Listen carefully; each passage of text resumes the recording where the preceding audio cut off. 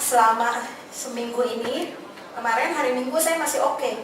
Tiba-tiba pulang dari gereja sampai rumah running nose, tiba-tiba sotro, tiba-tiba batuk.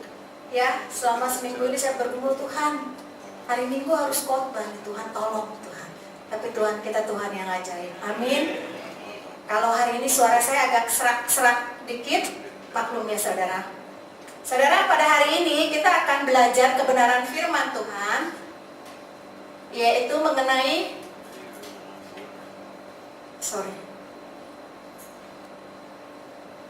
dalam beberapa minggu ini kita sudah diajar mengenai bagaimana kita di hadapan Tuhan, bagaimana Allah mengasihi kita, bagaimana Allah menghargai kita.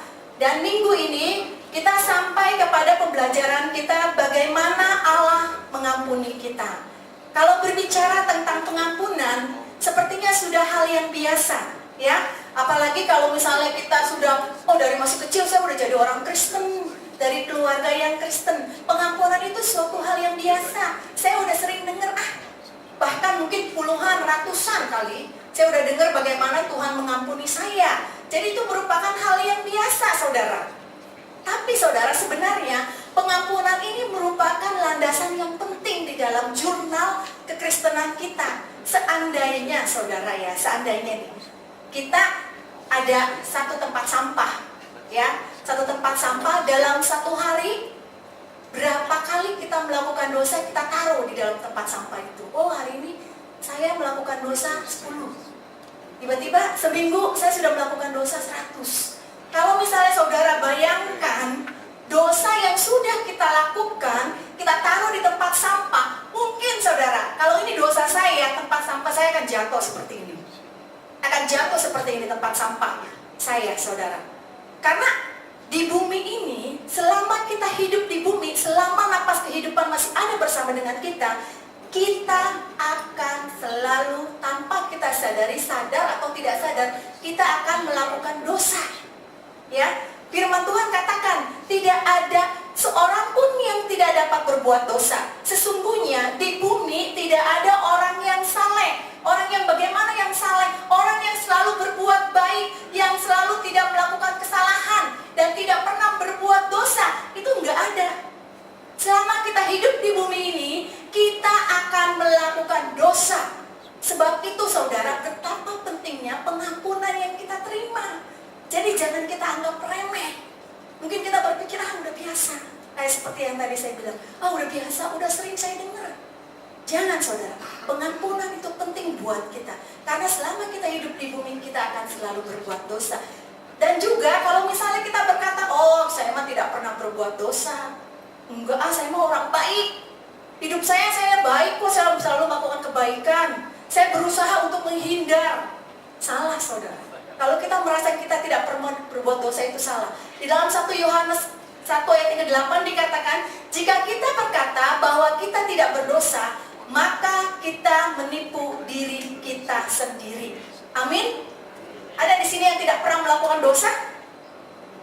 Gak ada, termasuk saya juga melakukan dosa. Hanya Tuhan Yesus yang tidak melakukan dosa. Ya, di dalam 2 Korintus 5 ayat ke-21 dikatakan bahwa Yesus yang tidak berdosa itu jadi berdosa karena kita. Jadi kita akan selalu melakukan dosa. Itu sebabnya betapa pentingnya pengakuan dosa. Ya, karena pengampunan itu sudah Tuhan sediakan buat kita. Grace of God buat kita, pengampunan yang sudah Tuhan sediakan buat kita itu selalu open, saudara. 24 jam dalam satu hari. Yang jadi permasalahannya adalah apakah kita menyadari betapa pentingnya pengampunan kita? Apakah kita menyadari bagaimana kita harus melakukan respon kita yang baik untuk pengampunan yang sudah kita berikan?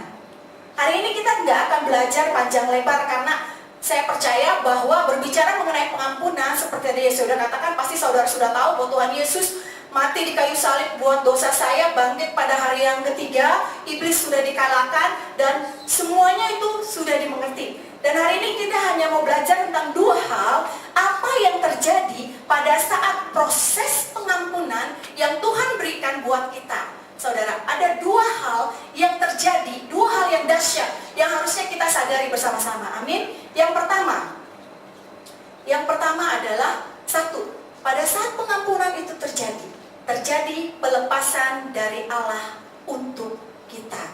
Amin? Amin. Terjadi pelepasan dari Allah untuk kita. Maksudnya bagaimana? Maksudnya begini loh. Jika kita mengaku dosa kita, maka Ia adalah setia dan adil, sehingga Ia akan mengampuni segala dosa kita dan menyucikan kita dari segala kejahatan. Maksudnya begini saudara, pada saat pengampunan itu terjadi, ada pelepasan yang Allah berikan buat kita, ada pembersihan diri yang Tuhan lakukan buat kita. Ya, jadi di sini di dalam ayat ini 1 Yohanes 1 ayat ke-9 itu ada satu proses sebab dan akibat. Sebabnya apa? Ketika kita mengaku dosa kita, maka grace of God, Allah yang setia dan adil itu akan mengampuni dosa kita. Jadi pada saat kita mengaku, maka kita disucikan, kita dibersihkan. Ya, kalau misalnya seperti ruangan seperti ini, saudara. Ya, kalau kita punya rumah, di sini ada yang suka nonton film horror. Ada, ya. Jadi kalau yang nonton itu tahu ya. Jadi ada beberapa orang yang mungkin punya kelemahan, jadi dia suka menimbun barang. Dia suka gitu. Jadi maksudnya bukan semua barang, kadang-kadang ada spesifik barang. Tapi orang ini suka menyimpan barang hingga rumahnya seperti ini, ya. Dan itu sebenarnya orang yang hoarder itu mirip-mirip sebenarnya sama kita, saudara. Kalau kita nggak mau membersihkan diri kita, amin. Kita melakukan dosa dan kita simpan. Kita melakukan dosa, kita simpan. Oh enggak, saya enggak simpan. Akhirnya seperti ini, saudara. Itu sebabnya pengampunan itu penting, karena pengampunan itu membuat ruangan kita menjadi bersih, membuat hidup yang kita jalani sehari demi sehari menjadi bersih, ya. Jadi kalau misalnya kita dalam hidup ini tanpa kita sadari, itu kadang-kadang kita ada di dalam dua golongan. Kalau berbicara mengenai pengampunan itu ada di dalam dua golongan hidup kita. Yang pertama itu adalah orang-orang kita yang nggak mau mengakui dosa kita. Ya, di Alkitab diajarkan seperti orang Farisi dan ahli-ahli Taurat. Maksudnya gimana? Ya, kalau kita balik lagi ke orang-orang Farisi dan ahli Taurat, mereka itu adalah orang yang belajar mengenai pembelajaran agama. Jadi mereka tahu semuanya tentang hukum Taurat, ya. Jadi mereka berpikir, oh saya adalah orang yang tahu kebenaran firman Tuhan. Saya tidak melakukan dosa, saya banyak memberikan dermawan, saya orang yang dermawan, saya banyak menolong orang. Jadi kadang-kadang kita ada di dalam golongan yang kita tidak mau mengakui dosa kita. Mungkin dalam hidup kekristenan kita, saudara, tanpa kita sadari kita berpikir, kedewasaan rohani saya sudah cukup tinggi. Saya sudah membaca firman Tuhan berkali-kali, saya sudah tahu itu pendeta itu mau ngomong apa tentang kebenaran firman Tuhan. Saya sudah tahu apa yang akan diajarkan ntar di dalam Bible study, saya sudah tahu, dan itu cukup buat saya. Hati-hati, saudara. Kadang-kadang kita ada di golongan itu yang kita tidak mau mengakui bahwa kita hidup di bumi di mana kita akan selalu melakukan dosa. Bagaimana firman Tuhan itu penting buat hidup kita. Yang kedua adalah kita sudah mengakui dosa kita, saudara. Kita ada di dalam golongan ini, kita udah tahu, oh Tuhan, saya tuh melakukan dosa loh Tuhan. Tetapi kita merasa tidak layak. Kita merasa nggak layak. Aduh Tuhan, saya tahu nih Tuhan, saya udah diampuni. Tapi Tuhan, dosa saya Tuhan, itu di masa lalu Tuhan, gak bisa Tuhan. Dan itu yang mengkondem diri kita. Sebenarnya Tuhan bilang, kamu sudah diampuni. Tetapi kita tahu, oh saya tahu Tuhan saya diampuni, tapi saya nggak layak. Jadi ketika kita harus bekerja di dalam ladang Tuhan, ketika kita harus bekerja di dalam rumah Tuhan, apa yang menjadi dosa kita, apa yang menjadi kesalahan kita di masa lalu, kita nggak mau mengakui, dan kita merasa bahwa itu tetap ada sama kita. Kita tidak mau mengakui bahwa itu diampuni. Ya, jadi ayo kamu melayani, jangan dah, saya nanti aja dah, saya masih dosa nih, dosa saya dulu berat. Jangan. Justru hal itu yang membuat kita menjadi diam di tempat dan membuat kita menjadi tidak bergerak maju buat Tuhan. Firman Tuhan katakan, saya suka ayat ini. Yesaya 1 ayat yang ke-18. Di sini dikatakan, marilah, Tuhan yang berbicara ya, baiklah kita berperkara, Tuhan bilang. Sekalipun dosamu merah seperti krimisi, akan menjadi putih seperti salju. Sekalipun berwarna merah seperti kain menjadi putih seperti bulu domba, saudara. Saya senang sekali kalau firman Tuhan katakan, Tuhan bilang gini, baiklah marilah kita berperkara. Karena Tuhan sering sekali saya berbicara dengan Tuhan, terus Tuhan bilang begini, baik Henry, marilah kita berperkara. Pujilah aku Tuhan Allahmu. Aku Allah yang tidak akan membiarkan kamu sendirian. Wah, dahsyat saudara. Buat saya itu dahsyat kalau Tuhan bilang, marilah kita berperkara. Ketika Tuhan katakan mungkin, ketika dokter mungkin katakan, oh penyakitmu tidak akan disembuhkan. Tetapi Tuhan katakan, marilah berperkara dengan aku. Aku Allah yang akan menyembuhkanmu. Amin. Ketika kita mendapatkan rema seperti itu, atau saudara masih ragu-ragu bahwa Tuhan kita tidak akan menyembuhkan? Tentu tidak. Ya, berperkara adalah kata jaminan buat kita. Berperkara adalah Tuhan, aku Allah yang tidak menepati janjiku. Tuhan katakan. Saudara tahu kermisi itu apa sih? Ada yang tahu di sini kermisi itu apa? Ada yang tahu? Kermisi itu kain, saudara. Ya, kermisi itu kain. Jadi dia kain yang berwarna kain dari negeri Syur. Itu kainnya itu berwarna ungu. Jadi ungu, merahnya tuh merah tua sekali, saudara. Ya, jadi itu kermisi, itu kain, dia juga kain yang dipakai di dalam pada saat perjanjian lama itu dipakai untuk tabut perjanjian, atau pokoknya bagian dari di dalam penyembahan kepada Tuhan, itu kain kinirsi. Sedangkan kain kesumba itu kain yang berwarna merah, ya. Jadi ini foto waktu saya ambil, saudara, waktu saya di Kanada. Beberapa bulan sebelum saya datang ke Australia, ini tahun 2013. Waktu itu di sana musim dingin, jadi datang kemarin kena musim dingin lagi. Jadi waktu itu kita hampir setahun kita hanya mengalami musim dingin, saudara di sini. Ya, 1 tahun pertama kita di Australia. Karena kalau di Kanada itu musim dingin bisa 6 bulan, kalau dia lebih lagi itu bisa sampai masih tetap ada dingin-dinginnya. Nah, saudara, ini waktu itu saya ambil ini sebenarnya di atas tempat barbecue. Di atas tempat barbecue. Dan karena waktu itu snowing, akhirnya snownya tinggi gitu. Tinggi, terus saya iseng, aduh snownya tinggi ya Tuhan. Saya punya apel, saya lihat ada apel. Saya suka sekali foto-foto. Jadi saya ambil apel itu, saya lari ke belakang, saya taruh karena dingin sekali, saya buru-buru masuk lagi. Saya buka pintu dan saya foto. Waktu saya lagi mempersiapkan firman ini, saya bilang, Tuhan, saya mau kasih lihat kirmisi itu seperti apa gitu loh.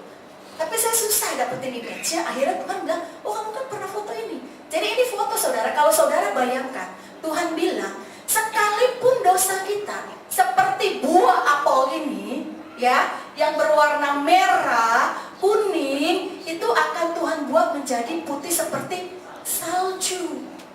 Nggak bisa ada yang tutupin, saudara. Ya, kalau apelnya udah ditutupin salju, itu akan jadi putih semuanya. Ya, jadi perbandingan warna yang seperti itu yang tadi firman Tuhan katakan. Ya, sekalipun dosamu merah seperti kirmisi akan menjadi putih seperti salju. Sekalipun berwarna merah seperti kain kesumba akan menjadi putih seperti bulu domba. Amin. Betapa luar biasanya Allah kita. Ya. Terus kalau misalnya kita ingat di dalam Yohanes 8 ayat yang ke-10 dan ke-11, ini cerita mengenai perempuan yang kedapatan berzina. Ya, saya percaya kita beberapa kali di sini kita sering belajar mengenai firman Tuhan ini. Ya, tetapi di dalam ayat yang ke-10 dan ke-11, ya, waktu itu kan kalau misalnya ceritanya masih ingat, buat mereka yang mungkin belum terlalu mengerti cerita ini, waktu itu ada perempuan yang kedapatan berzina. Jadi waktu itu Tuhan Yesus sedang mengajar di bait Allah, ya. Tiba-tiba ada orang-orang Farisi dan ahli Taurat datang kepada Tuhan Yesus membawa sebuah perempuan yang kedapatan berzina. Dan dia bilang, Tuhan, ya perempuan ini kedapatan berzina, melakukan dosa. Ya, kalau sesuai dengan hukum Taurat, kita harus melempari perempuan ini hingga mati. Gitu. Ya kan, terus waktu itu Tuhan Yesus hanya jongkok, terus Tuhan Yesus tulis something, terus mereka tetap nanya kepada Tuhan Yesus karena mereka bermaksud untuk mencobai Tuhan Yesus. Jawaban Tuhan Yesus itu apa? Kemudian Tuhan Yesus katakan begini, saudara, bila ada di antara kalian yang tidak pernah melakukan dosa, lemparlah batu itu kepada perempuan. Dengan katakan ya, tapi kemudian satu persatu mereka pada pergi. Lalu Tuhan Yesus katakan kan, kepada Tuhan Yesus bangkit, berdiri dan berkata kepadanya, hai perempuan, di manakah mereka? Tidak adakah yang seorang yang menghukum engkau? Perempuan ini menjawab, tidak ada Tuhan. Lalu kata Yesus kepadanya, aku pun tidak menghukum kau. Pergilah dan jangan berbuat dosa lagi mulai dari sekarang. Kadang-kadang kita suka lupa nih saudara yang belakangnya, ya. Kadang-kadang pergilah, jangan berbuat dosa lagi, ya. Tapi enggak, ada kelanjutannya. Jangan berbuat dosa lagi mulai dari sekarang. Pada saat pengampunan itu Tuhan sudah berikan buat dosa kita, kita jangan melakukan dosa lagi dan mulai dari sekarang. Kalau bahasa aslinya saudara bertobat itu metanoia. Ya, di sini sudah pernah diajarkan. Jadi metanoia itu terhadap dosa, kita tuh berbalik. Jadi misalnya kita melakukan dosa ini, kita harus berbalik dari dosa kita. Berbalik, berarah ke jalan yang berbeda. Ya, jadi jangan kita memandangi dosa, gitu loh. Bukan, bertobat itu kita berbalik dari apa yang sudah kita lakukan. Mulai dari sekarang, Tuhan katakan. Tapi kadang-kadang saudara, saya sering kali mendapat pertanyaan seperti ini, bagaimana dong Ci? Kita kan manusia masih hidup di dalam dosa, iya kan? Kita sering kali melakukan dosa, tapi kita mengulangi dosa yang sama, saudara. Itu nggak bisa diuraikan di sini, yaitu pembelajarannya nanti mengenai itu, karena akan nggak pulang-pulang kita. Jadi sebenarnya saudara, kalau misalnya kita melakukan dosa, itu dosa yang kita lakukan, dosa yang baru, mungkin kita akan lebih gampang untuk kita tidak melakukan. Ngerti maksudnya? Misalnya kita nggak pernah pencuri, terus kita udah terima Tuhan, terus kita akan lebih mudah bagi kita untuk kita tidak mencuri, saudara. Tetapi dosa yang kita sudah lakukan di masa-masa lalu, dosa yang kita lakukan sebelum terjadi pertobatan yang sejati, bisa aja kita lahir dari anak Tuhan, tetapi mengenai perjumpaan dengan Tuhan itu pribadi lepas pribadi, amin. Dan dosa yang sudah kita lakukan dulu itu kadang-kadang mudah buat kita jatuh ke dalamnya lagi. Benar nggak? Ada hal yang mengalami hal yang sama nggak? Jatuh di dalam dosa yang sama, ya? Karena mungkin itu sudah menjadi habitnya kita, sudah menjadi kebiasaannya kita, dan susah buat kita untuk melepaskan diri, ya. Tetapi kita mau ingat bahwa Allah sudah menyediakan pengampunan. Ya, jadi untuk bagaimana kita supaya tidak jatuh ke dalam dosa yang sama, itu ada pembelajaran lagi, saudara. Makanya itu sebabnya saya suka sekali kalau misalnya saya sedang mempersiapkan renungan, atau saya sedang saat teduh, saya membaca firman. Kemudian kadang-kadang firman Tuhan ini sudah dari sekian, ada kelanjutannya lagi yang kita belajari. Dari pengampunan, oh ya bagaimana Tuhan supaya saya nggak jatuh dalam dosa yang sama lagi Tuhan. Oh bagaimana Tuhan yang ini dan yang itu. Kemarin ini kita berdiskusi berdua, saya dan suami saya, mengenai kepemimpinan gereja. Ya, bagaimana menjadi seorang pemimpin gereja. Waktu itu kita berdiskusi dan Tuhan ingatkan kami, menjadi seorang pemimpin yang Tuhan kasih untuk anugerah melayani Tuhan, itu adalah hal yang luar biasa. Tapi kita nggak bisa stop sampai di situ. Sebenarnya firman Tuhan itu, saudara, itu hal yang luar biasa, yang harusnya kita tahu dan kita pelajari dan kita mengerti di dalam hidup kita. Karena apa? Segala sesuatu itu ada di dalam firman Tuhan, saudara, ada di dalam firman Tuhan. Kepemimpinan yang harus kita upgrade adalah pengetahuan kita tentang masa saat ini, apa yang terjadi. Tetapi bagaimana kita memimpin suatu tubuh Kristus, bagaimana kita memimpin suatu negara, itu semuanya ada di dalam firman Tuhan. Bagaimana Tuhan mengajarkan kita, bagaimana kita harus berhikmat. Banyak tokoh-tokoh Alkitab yang mengajarkan kita, saudara. Begitu juga dengan pengampunan, saudara. Kalau misalnya kita lihat di dalam Alkitab, banyak sekali pemimpin-pemimpin yang jatuh ke dalam dosa. Tetapi apakah mereka diam di tempat? Itu yang bisa kita pelajari. Karena anugerah dari Allah itu terbuka buat kita 24 jam. Amin. Dalam sehari. Yang harus kita lakukan, jangan menganggap remeh pengampunan.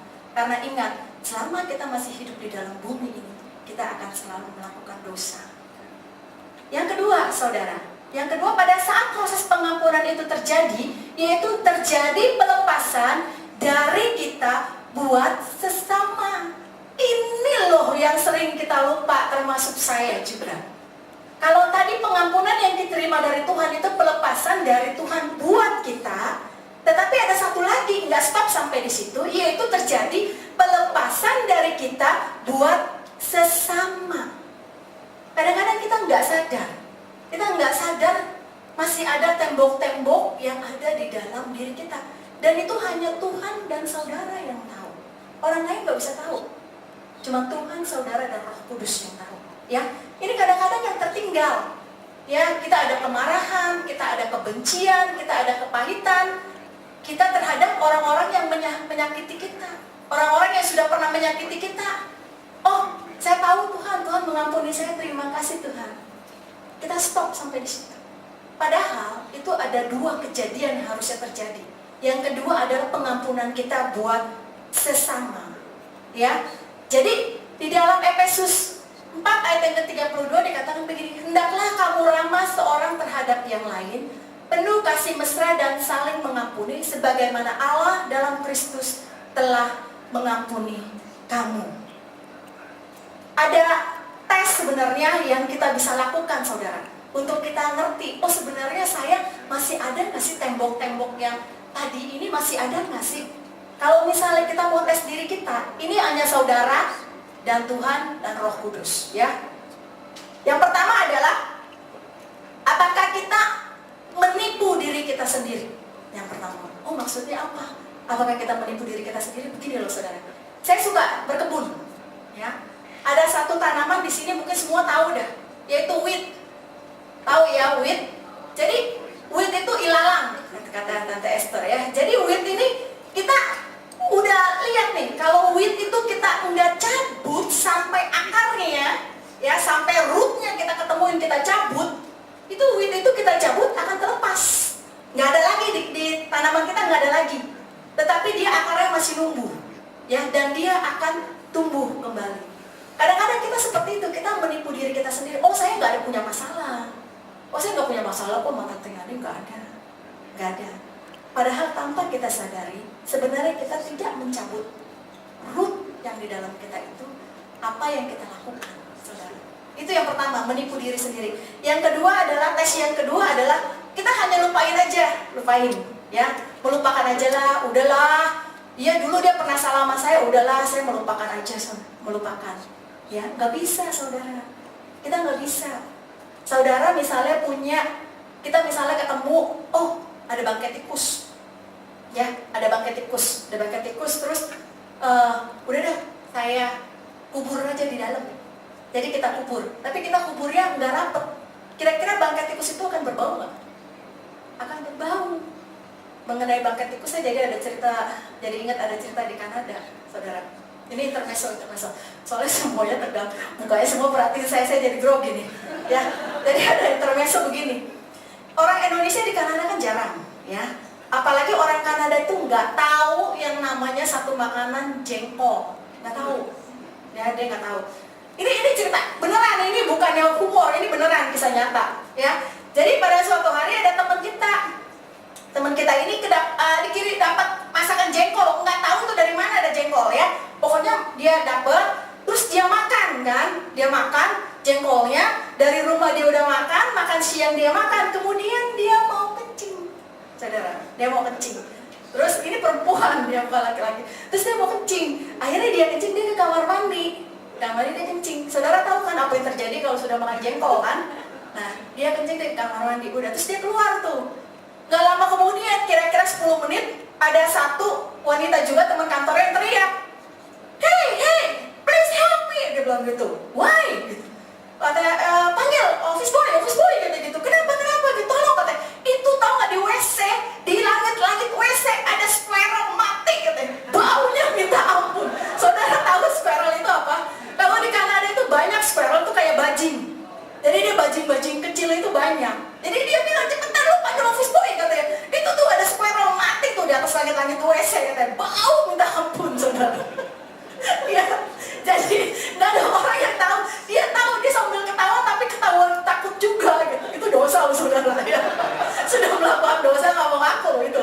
Tapi dia takut, udah dia diam aja dah, ya. Makanya belajaran jangan makan jengkol kalau mau kerja, ya. Nanti bau WC kita, ya. Jadi itu yang kedua adalah tes yang kedua, kita hanya melupakan. Jadi kita lupain aja. Ya, kita nggak benar-benar digging gitu. Kita hanya lupain, lama-lama itu akan berbau. Yang ketiga itu, tes yang ketiga itu kita menghindar, saudara. Kita menghindar, ya. Wah, saya lihat nih, Aduh, JJ bikin sebel nih. Si JJ masuk, mulai dan putri buru-buru dari sini. Gitu saudara. Jadi kita menghindar, nggak ada masalah. Kita nggak ngomong, nggak berantem, nggak. Cuman kalau ada JJ, saya menghindar aja lah. Nggak usah lah. Itu loh. Itu kadang-kadang yang kita nggak sadari, tembok-tembok seperti itu. Ya, sekali lagi saya katakan nggak ada orang yang tahu. Yang tahu cuma saudara, saya, Tuhan dan Roh Kudus. Ya, jadi di dalam pengampunan itu penting ada satu lagi, melepaskan pengampunan dari kita buat sesama. Kalau pagi ini kita masih berpikir, oh iya ya, mungkin saya menipu diri saya sendiri gitu. Saya sebenarnya masih punya masalah dengan anggota keluarga saya kan. Ya, soalnya saudara, kadang-kadang pengampunan terhadap sesama itu sulit kita lakukan buat orang-orang yang dekat sama kita, buat orang-orang di sekeliling kita, orang-orang yang sering kita jumpai. Bagaimana Tuhan saya mesti mengampuni, aduh suami saya lagi, Tuhan suami saya lagi. Bagaimana Tuhan saya mesti mengampuni anak saya lagi, menantu saya. Ya, gesekan itu sering terjadi dengan orang-orang yang di sekitar kita, saudara. Itu yang harus kita menang, saudara. Pengampunan terhadap sesama. Ya, mengapa pengampunan terhadap sesama itu penting? Karena ini loh. Karena apa yang Tuhan Yesus ajarin buat kita di dalam doa Bapa kami. Matius 6 ayat yang ke-12. Dan ampunilah kami akan kesalahan kami, seperti kami juga mengampuni orang yang bersalah kepada kami. Saudara pernah berpikir gak sih, kenapa sih Tuhan mesti ajarin kita di doa Bapa kami mengenai ini? Pernah gak? Kalau Tuhan sudah ajarkan kita satu, itu pasti ada hal yang penting. Waktu itu saya juga tanya sama Tuhan, Tuhan kenapa sih Tuhan di dalam doa Bapa kami, Tuhan harus ajarkan kami, Tuhan, mengenai ampunilah kesalahan kami seperti kami juga mengampuni orang lain yang bersalah kepada kami. Tuhan katakan seperti ini, saudara. Mengapa itu perlu kita lakukan setiap hari, setiap saat? Karena apabila kita tidak melakukannya, itu akan berdampak kepada kita untuk hari esok. Karena hari berganti hari, saudara. Bila kita tidak menyelesaikan masalah kita pada hari ini, masalah itu akan mengikuti kita esok hari. Kita tidak menyelesaikan, esok hari akan mengikuti kita terus. Dan akhirnya akan seperti ruangan yang tadi, yang penuh dengan sampah. Amin. Itu sebabnya Tuhan ajarkan kita, ampunilah kami kesalahan kami seperti kami juga mengampuni orang yang bersalah kepada kami. Kadang-kadang kita doa suka lupa bagian yang B-nya. Kita ingatnya bagian yang A. Ampunilah kesalahan kami Tuhan pada hari ini. Stop. Ya, stop. Itu manusia kita, saudara. Itu yang tadi kita katakan. Selama kita masih hidup di dalam bumi, sadar atau tidak sadar, kita akan melakukan dosa. Sebab itu kita tidak boleh menganggap remeh pengampunan kita. Di dalam Matius 6 ayat yang ke-14 ke-15 dikatakan, karena jikalau kamu mengampuni kesalahan orang, Bapakmu yang di surga akan mengampuni kamu juga. Tetapi jikalau kamu tidak mengampuni orang, Bapakmu juga tidak akan mengampuni kesalahan kamu. Waduh. Kira-kira kalau baca ayat ini, saudara, rasanya gimana? Kalau buat saya ini rada takut ya, saudara. Kalau buat saya pribadi ini rasa takut. Karena jikalau saya tidak mengampuni orang, maka Bapakku juga tidak akan mengampuni aku. Itu sebabnya betapa pentingnya pelepasan pengampunan kepada sesama. Ya, di dalam Matius 18 ayat ke-21 ke-22 dikatakan, waktu itu Petrus tanya kepada Tuhan Yesus. Kemudian datanglah Petrus dan berkata kepada Yesus, Tuhan, sampai berapa kali aku harus mengampuni saudaraku jika ia berbuat dosa terhadap aku? Sampai 7 kali? Yesus berkata kepadanya, bukan, aku berkata kepadamu, bukan sampai 7 kali, melainkan sampai 70 kali 7 kali. Maksudnya gini loh, saudara, double dari apa yang harus kita berikan. Maksud Tuhan Yesus seperti itu. Jadi jikalau orang bersalah kepada kita, kita harus mengampuninya double daripada apa yang diajarkan. Di dalam Kolose 3 ayat ke-13 dikatakan, sabarlah kamu seorang terhadap yang lain, dan ampunilah seorang akan yang lain apabila yang seorang menaruh dendam terhadap yang lain. Sama seperti Tuhan telah mengampuni kamu, perbuatlah juga demikian. Ya, perbuatlah juga demikian. Jadi pengampunan terhadap sesama itu hal yang penting. Kalau misalnya kita ingat hukum terutama sebagai anak Tuhan itu apa? Ada yang bisa bantu saya? Ya, yang kasihilah Tuhan Allahmu, ya kan, dikatakan dengan segenap apa yang ada di dalam kehidupan kita. Itu bagian A ya, tapi bagian B-nya dikatakan kasihilah sesamamu seperti dirimu sendiri. Wow, Tuhan, susah sekali ya. Kasihilah sesamamu seperti dirimu sendiri, susah saudara. Ya, tapi kita mau belajar. Karena apa? Karena kita ingat pengampunan itu nggak cuma satu. Pengampunan itu ada dua. Pengampunan Tuhan kepada saya, pengampunan pelepasan yang Tuhan berikan kepada saya, dan juga ada bagian saya yang harus saya lakukan, yaitu pengampunan saya untuk orang-orang di sekeliling saya. Ya, jadi pengampunan itu bukan hanya suatu perkataan, tetapi suatu tindakan. Ya, kita mau belajar dari tokoh Alkitab, saudara. Saya suka tokoh Alkitab ini. Jarang sekali orang-orang bicarakan. Ya, ini ada satu tokoh namanya Ananias. Kalau saudara masih ingat ya, waktu itu kan Saulus. Ya, waktu itu Saulus adalah orang yang sangat kejam. Ya, jadi dia berusaha untuk menjatuhkan, berusaha untuk menghukum mati anak-anak Tuhan, ya. Jadi Saulus orang yang sangat kejam gitu. Pada saat itu kan Saulus jalan, terus Saulus ketemu dengan Tuhan. Saulus jatuh kan, terus Tuhan bilang pergilah kamu ke Damsyik, dan di situ tunggulah di situ waktu itu Saulus, ya. Semua masih ingat ya kisah itu. Tetapi ada satu tokoh lagi selain Saulus, yaitu tokoh yang penting, yaitu Ananias, ya. Jadi Ananias ini di dalam Kisah Rasul 9 ayat yang ke-10 dan ke-20 dikatakan begini, di Damsyik ada seorang murid Tuhan bernama Ananias. Tuhan berfirman kepadanya dalam suatu penglihatan. Ananias, jawabnya. Ini aku Tuhan. Ananias berkata, firman Tuhan, bangkitlah dan pergilah ke jalan yang bernama Jalan Lurus, dan carilah di rumah Yudas seorang dari Tarsus yang bernama Saulus. Dia sedang berdoa. Ini Saulus ya yang sedang berdoa. Dan dalam penglihatan dia melihat seorang yang bernama Ananias masuk ke dalam dan menumpangkan tangannya ke atasnya supaya ia dapat melihat lagi. Jawab Ananias, ya. Waktu itu Ananias bilang, Tuhan, dari banyak orang yang kudengar, banyaknya kejahatan yang dilakukannya terhadap orang-orang kudus-Mu di Yerusalem. Lagi pula di sini dia memperoleh kuasa dari imam-imam kepala untuk menangkap semua orang yang memanggil nama-Mu. Saudara, kadang-kadang kita seperti Ananias, ya. Ananias, Tuhan bilang, kamu berdoa buat orang ini, atau kamu mengampuni orang ini. Terus kita bilang sama Tuhan, Tuhan saya mah gak mau. Tuhan tahu gak Tuhan dia itu siapa? Tuhan tahu gak orang itu ngapain saya? Orang itu udah nyakitin saya loh Tuhan. Ya kan, Tuhan kan tahu dulu kejadiannya bagaimana. Bagaimana saya sampai hancur Tuhan Yesus. Bagaimana sekarang saya suruh doain dia Tuhan. Bagaimana? Gitu kan. Jawab Ananias waktu itu sama Tuhan.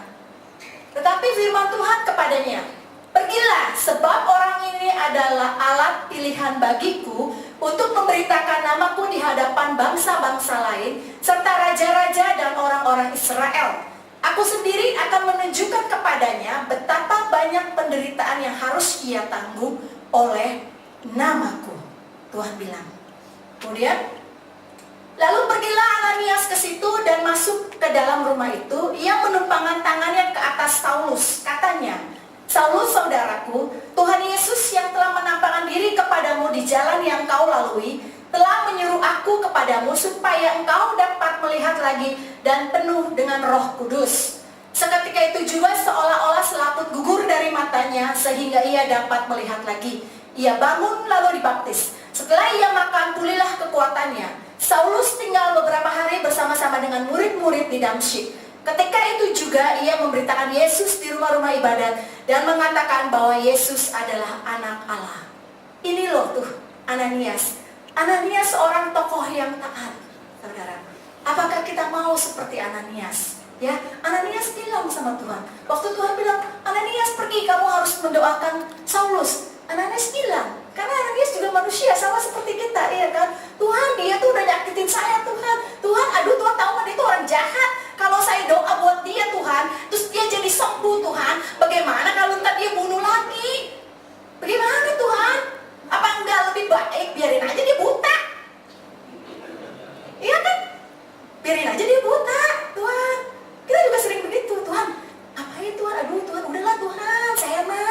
yang tadi aja tuh Tuhan, saya mau menghindar aja, saya mau mengubur aja, saya mau lupain aja deh Tuhan, udah. Tuhan jangan suruh saya, Tuhan berkati dia lagi. Aduh Tuhan Yesus, Tuhan kan tahu dia tuh jahat begitu mulutnya Tuhan, aduh. Ya, tapi kita mau seperti Ananias. Saya nggak ngerti Tuhan. Pokoknya rencana Tuhan tuh bagaimana saya nggak ngerti. Tetapi yang saya mau lakukan adalah saya taat kepada Tuhan. Karena pengampunan yang Tuhan berikan buat saya terlalu besar, terlalu berharga. Saya hanya mau lakukan bagian saya dan Tuhan akan lakukan bagian Tuhan dengan sempurna. Ya, Ananias nggak pernah kepikir, saudara, dia cuma tumpangin tangan selaput matanya bisa gugur. Nggak pernah kan? Nggak pernah kepikir. Ya, saya ada satu pengalaman pribadi, saudara. Saya juga manusia, daging. Ya, saya juga kadang-kadang mungkin melakukan banyak hal-hal yang mendukakan hati Tuhan. Tapi saya tahu bahwa Allah yang saya sembah itu Allah yang mengampuni saya. Dan saya berusaha untuk melatih diri saya untuk metanoia. Saya berbalik, saya tidak mau melihat dosa saya dan saya melakukannya lagi. Saudara, beberapa tahun yang lalu, tahun yang lalu, ya, ada seorang yang sungguh menyakiti hati saya, saudara. Ya, secara manusia Tuhan, waktu itu saya bilang sama Tuhan, Tuhan, saya tuh udah melupain.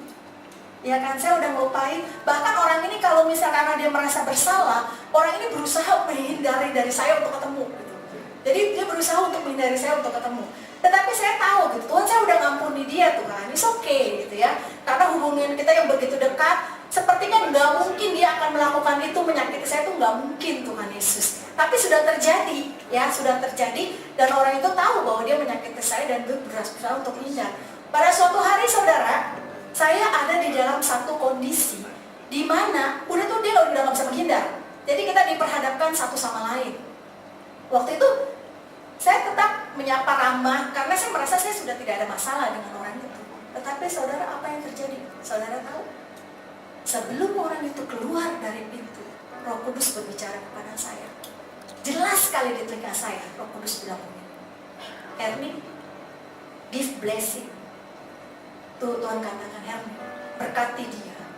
Waktu Tuhan katakan itu, saudara tahu, untuk kita orang yang sudah kita sehati, mungkin yang tadi tesnya kita itu loh, kita tuh sudah melupakanlah, saya udah lupakanlah, saya udah kuburlah, saya udah itulah. Padahal Tuhan bilang, belum selesai. Tuhan bilang, berkati dia. Pada saat Tuhan katakan berkati, saudara tahu apa yang terjadi? Sulit, saudara. Sulit buat kita, orang yang sudah menyakiti kita, terus Tuhan bilang, berkati dia. Sulit, saudara. Karena saya sudah mengalami, saya katakan, Tuhan, saya sudah mengampuni dia, Tuhan. Padahal itu detik berjalan, detik orang itu akan berjalan keluar dan saya tidak akan ketemu lagi. Kairosnya Tuhan sudah lewat kalau saya tidak menggrab kairosnya Tuhan. Saudara tahu ya, kairosnya Tuhan adalah waktunya Tuhan. Waktu itu Tuhan katakan berkati dia. Saya katakan, Tuhan, saya sudah mengampuni dia, Tuhan. Tuhan, saya udah melupakan Tuhan Yesus, saya udah melupakan. Tuhan katakan, no, berkati dia. Saudara tahu, tapi saya mau taat. Pada saat saya udah tahu, saya kayaknya gak bisa, saya mesti ngomong, I bless you gitu. Itu susah, saudara. Mau ngomong aja susah loh, saudara. Tapi waktu Tuhan bilang begitu, saya taat. Udah sampai di pintu, dia udah mau keluar. Saya berkata, Tuhan, saya memberkati dia. I bless you. Saya sebut namanya, saya memberkati engkau. Saya berdoa untuk engkau akan diberkati, Tuhan akan pakai engkau dengan lebih lagi. Saudara tahu pada saat itu ada satu beban yang begitu berat dalam hidup saya, yang saya pikir udah gak ada, itu diangkat sama Tuhan, saudara. Dan saudara tahu, saya cuma melakukan bagian saya memberkati dia. Sejak saat itu perubahan terjadi, saudara. Saya gak melakukan apa-apa loh. Saya gak melakukan apa-apa. Tetapi orang ini, orang yang sudah saya berkati, itu berbalik menjadi baiknya kepada saya.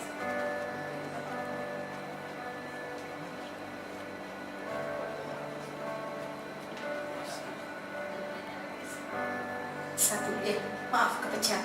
Ya, jadi orang ini berbalik menjadi 100 derajat kepada saya, saudara. Dan saya mengalami sendiri, saudara. Sampai orang-orang yang tahu kondisi kejadian itu bisa mereka.